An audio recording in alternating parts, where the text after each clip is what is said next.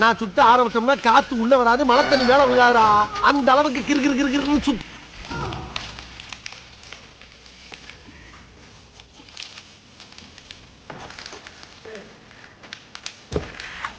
அது கதவுடா, வெளியே போடா, உள்ள போடா.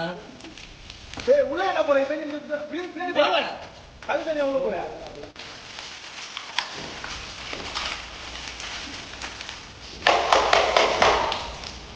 ஏண்டா டேய், எனக்குன்னே வருவீங்களாடா?